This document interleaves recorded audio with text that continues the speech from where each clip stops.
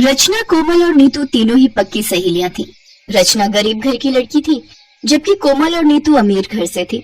तीनों ही school time से दोस्त थी। जिस स्कूल में नीतू कोमल पढ़ती थी वो बहुत ही महंगा स्कूल था, लेकिन EWS में रचना का नाम आ जाता है, जिस कारण वो भी उनके स्कूल में पढ़ती है और वहीं वो तीनों दोस्त बन जाती हैं। स्कूल खत्म होने के बाद कोमल और नीतू आगे की पढ़ाई के लिए विदेश चली जाती है और गरीब रचना अपनी माँ के साथ घर के कामों में हाथ बटाती है। माँ, मेरी वजह से आपको लोगों के घरों में झाड़ू बर्तन करने पड़ते हैं और फिर रात को बैठकर इन शर्ट के धागे काटती हो। बेटी, तेरी ये गरीब माँ मेहनत नहीं करेगी तो तेरी शादी कैसे करेगी? बस एक बार तेरा घर बस जाए, फिर चाहे मैं मर जाऊं। ऐसी बात मत करो माँ, पिताजी तो मुझे छोड़कर पहले ही जा चुके हैं और अगर तुम भी चली गई तो मेरा क्या होगा? ऐसे ही समय बीतता है। ज्यादा काम करने की वजह से ममता बीमार पड़ जाती है। फिर घर चलाने के लिए रचना अपनी माँ की जगह काम करने लगती है।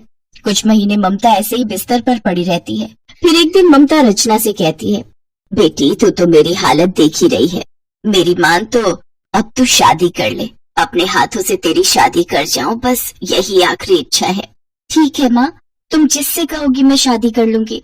रचना दिखने में सुंदर थी, इसलिए उसकी शादी एक घर में तय हो जाती है। बहन जी, हमें दहेज में कुछ नहीं चाहिए, लेकिन आप बस हमारे बारातियों का स्वागत अच्छे से कर देना। ठीक है जी। रचना की शादी पक्की हो जाती है और वो अपनी सहेलियों को फोन करके बताती है। रचना, क्या तेरी शादी पक्की हो गई और तू ये बात हमें अब बता रही है? हम कल ही वापस आ रहे हैं। दोनों सहेलियां देश वापस लौट आती हैं और रचना से मिलने आती हैं। अच्छा बता रचना, तू अपनी शादी की शॉपिंग कहाँ से कर रही है? मैं ऊपर से अपनी गरीब किस्मत लिखवा कर लाई हूँ बहन, और हम गरीबों के नसीब में ये लहंगा नहीं होता। शादी की तैयारियों में और बारातियों के स्वागत में माँ की सारी जमा पूंजी खत्म हो गई, इसलिए मेरी माँ की शादी की साड़ी रखी है, मैं वही पहन लूंगी। ये कहते हुए रचना की आंखों में आंसू आ जाते हैं। कोमल और नीतू उससे मिलने के बाद अपने घर आ रही होती है। रचना अपनी शादी से बिल्कुल भी खुश नहीं है। खुश कैसे होगी रचना? तूने देखा नहीं, उसके पास तो अपनी शादी तक का जोड़ा लेने के पैसे नहीं है। अब हम दोनों सहेलियों को मिलकर ही अपनी गरीब सहेली की शादी को खुशियों से भरना होगा। अगले दिन कोमल और नीतू एक बड़े से मॉल जाती हैं, जहाँ से वो बहुत ही सुंदर ब्राइडल लहंगा, उसकी मैचिंग ज्वेलरी और सैंडल खरीदती हैं। फिर वो लहंगा लेकर रचना की शादी वाले दिन उसके पास आती है, जहाँ रचना अपनी माँ की शादी की फटी हुई साड़ी, जिसका रंग भी फीका पड़ चुका था, उसे पहनकर बैठी हुई होती है। कहाँ रह गई थी तुम दोनों? कब से तुम्हारा इंतजार कर रही थी। ये लो रचना, तुम्हारी दोनों सहेलियों की तरफ से तुम्हारा शादी का जोड़ा। ये तो बहुत महंगा लगता है, तुम्हें मेरे लिए इतना महंगा ब्राइडल लहंगा लाने की क्या जरूरत थी? हमारी सबसे प्यारी सहेली की शादी हो रही है, तो क्या हम उसके लिए इतना भी नहीं कर सकते? हाँ, आज तो हम तुझे अपने हाथों से सजाएंगे और तुम देखना, सभी हमारी सहेली को देखकर हैरान रह जाएंगे। इसके बाद रचना वो ब्राइडल लहंगा पहनती है। वो उस ब्राइडल लहंगे में बेहद खूबसूरत लग रही थी।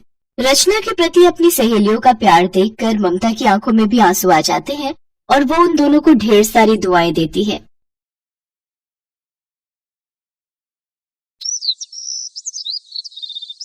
कहते हैं बहनों के बीच में प्यार का अटूट रिश्ता होता है, लेकिन ये कलयुग है और कलयुग में तो प्यार पैसा देखकर ही किया जाता है। ऐसे ही गांव में एक गरीब किसान के घर 3 बेटियां पैदा हुई थी। किसान ने तीनों का नाम रितु, राखी और रीना रखा था, लेकिन तीनों बेटियां जब 18 साल की हो गईं, तब वो किसान और उसकी पत्नी एक एक्सीडेंट में मारे गए। तीनों बेटियां अनाथ हो गई। अब इस दुनिया में हमारा कोई नहीं है। पिताजी हमारे लिए कितनी मेहनत करते थे, अब हमें कौन खाना खिलाएगा? हम क्या करें? तीनों एक दूसरे को पकड़कर रोने लगे। फिर 2 दिनों के बाद रितु ने कहा, राखी, रीना, हमें शादी कर लेनी चाहिए, तभी हमें इस गरीबी से मुक्ति मिलेगी। लेकिन हमसे शादी करेगा कौन? हम तो दहेज भी नहीं दे सकते। तो क्या हुआ, आजकल के लड़के लड़की देखते ही फिदा हो जाते हैं। बस अमीर लड़कों को प्यार के जाल में फंसाकर शादी कर लो, बात खत्म। लेकिन रीना को ये बात पसंद नहीं आई।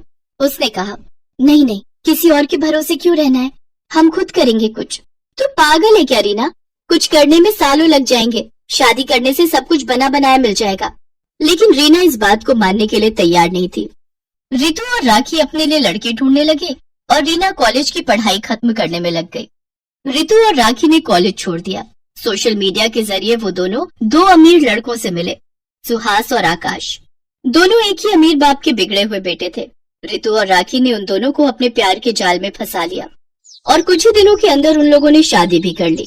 ससुराल जाने के बाद रितु और राखी के होश उड़ गए। अरे यार, कितना बड़ा घर है, कितने सारे फर्नीचर है। मैं तो हमेशा से यही सब चाहती थी। दीदी, यहाँ नौकर लोग भी हैं, हमें काम भी नहीं करना पड़ेगा। बहुत मजा आएगा यहाँ पर। अब पूरी जिंदगी आराम से बीत जाएगी। आपका आइडिया मस्त था दीदी। हाँ, मुझे पता है, पूरी ना पागल है, अकेले उस गरीब खाने में पड़ी हुई है। रहने दो उसे, पूरी जिंदगी भर वो गरीब ही रहेगी। वो दोनों अपने पतियों के साथ खाना खाने बैठ गए। खाने में चिकन, मटन, पनीर सब कुछ था। रितु और राखी ने पेट भरकर खाना खाया। उधर गरीब झोपड़ी में रीना चावल में पानी मिलाकर खा रही थी। घर में वो बिल्कुल अकेली थी। उसकी आंखों से आंसू टपक रहे थे। आज पहली बार मैं इस घर में अकेली हूँ। पता नहीं वो दोनों अभी क्या कर रहे होंगे। हे भगवान, वो दोनों बस खुश रहे। खाना खाने के बाद वो पढ़ाई करने बैठ गई। अगले दिन वो कॉलेज गई। प्रिंसिपल ने उससे कहा, रीना, तुमने 2 महीने से कॉलेज की फीस नहीं भरी, कब भरोगे पैसे? माफ कर दीजिए सर, मेरे माता पिता का देहांत हो चुका है, इसीलिए नहीं भर पाई। ये सब बोलकर कोई फायदा नहीं होगा। फीस भरो, नहीं तो निकल जाओ इस कॉलेज से।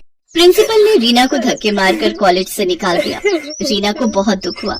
हे भगवान, मैं तो पढ़ाई करके अपना करियर बनाना चाहती थी। क्या इस दुनिया में पैसा ही सब कुछ है? रीना काम ढूंढने लगी, लेकिन किसी ने उसे काम नहीं दिया। अगले दिन सुबह रीना जब घर का काम कर रही थी, तब उसके घर के बाहर एक गाड़ी आकर रुकी। गाड़ी में से रितु और राखी बाहर आई। अरे दीदी, आओ आओ, मुझे लगा कि आप लोग इस घर में कभी नहीं आओगे।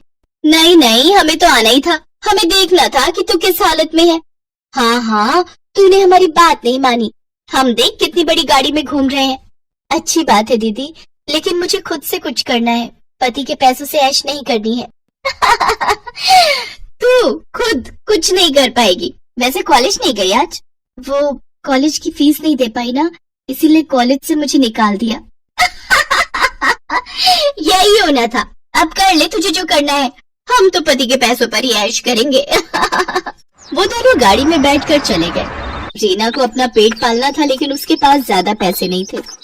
रीना के पास जितने भी पैसे थे, उन पैसों से रीना ने चावल और राजमा खरीदा और बाजार में राजमा चावल बेचने लगी। राजमा चावल खा लो, राजमा चावल, राजमा चावल खा लो, स्वादिष्ट राजमा चावल। 2 महीने बीत गए। रीना राजमा चावल बेचकर अपना पेट पालने लगी और घर लौटकर पढ़ाई करती रही। एक दिन रीना शाम को घर आई और पढ़ाई करने बैठ गई। तभी बिजली चली गई। पूरे घर में अंधेरा छा गया। अरे, आसपास के घरों में तो बिजली है, यहाँ बिजली क्यों चली गई? तभी रीना को याद आया कि 2 महीने से बिजली का बिल भी नहीं भर पाई है वो। लेकिन रीना को पढ़ाई करनी थी। घर में एक मोमबत्ती तक नहीं थी। अंधेरे में पढ़ाई कैसे करूं? पढ़ाई नहीं करूंगी तो मुझे नौकरी भी नहीं मिलेगी। बहुत सोचने के बाद रीना को दुर्गा माँ की याद आई। गांव में दुर्गा माँ का एक मंदिर था।